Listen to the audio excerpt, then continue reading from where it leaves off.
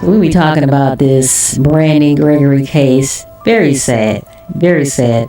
Couple was going through a divorce. Husband couldn't deal with it.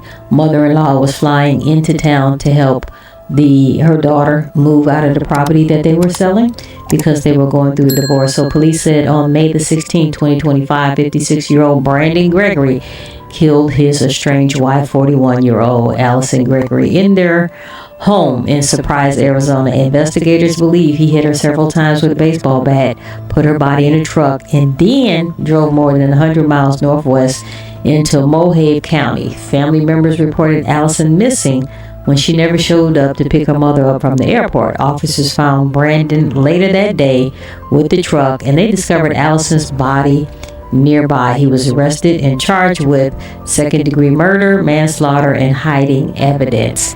It's so sad. You can hear the mother's when she is commenting in the courtroom, guys. It's so sad. She is heartbroken, and the couple had 2 daughters, from what I understand. And from what I understand, Gregory had the nerve to leave a letter for his daughters explaining, what happened. It's devastating. Losing your mother at such an early age. I believe one of the daughters is actually in college. Let's roll this clip.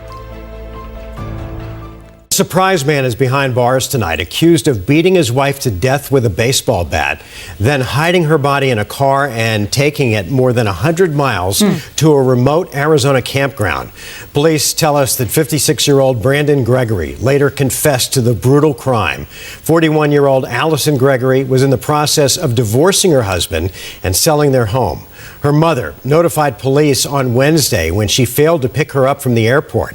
When police got to the home, they found blood on a wall and then traced Alison's Subaru 130 miles north to a campground near Wickiup, just off the US 93. Gregory was inside the car with his wife's body. Alison's mother spoke to her daughter's alleged killer during court today. Alison struggled so hard to get away from him, and she was so close to it. And he took her away from us. And please, please, do not ever let him out again.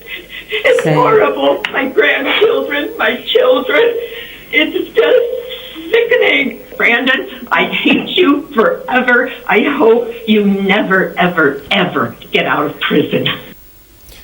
The state has asked the judge to set bond at $1 million, but then the judge raised it to $2 million. Gregory declined our interview for a request for a jailhouse interview. What happened? Take a look at this, and we're going to come back and get all over it. This is an absolute mess. I hate you forever. I hope you never, ever, ever get out of prison. During accused killer Brandon Gregory's first court appearance, the victim's mother shared her daughter's fight for freedom, leading up to her brutal murder. Alison struggled so hard to get away from him, and she was so close to it.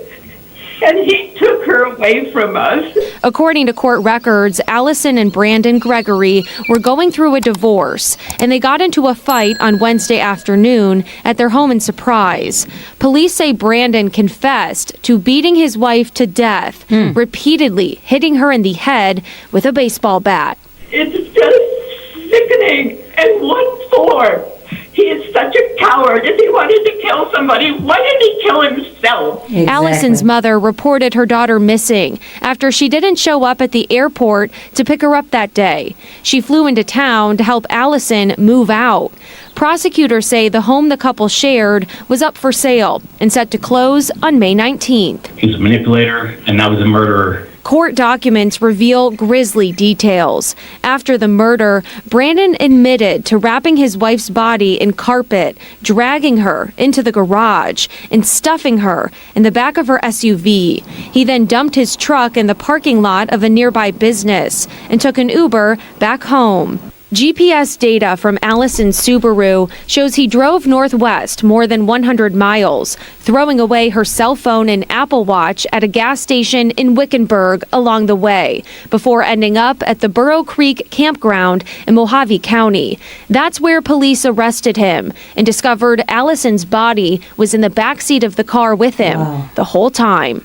We are left to figure out how to care for a 14-year-old girl and support a 20-year-old daughter through college. We will never be the same. Police say Brandon Gregory tried to clean up the crime scene before he fled, and he hid the murder weapon in the bushes at the campground. Officers also found an apology letter he wrote to his daughters. They hate you. You're gonna die. I don't want to do this.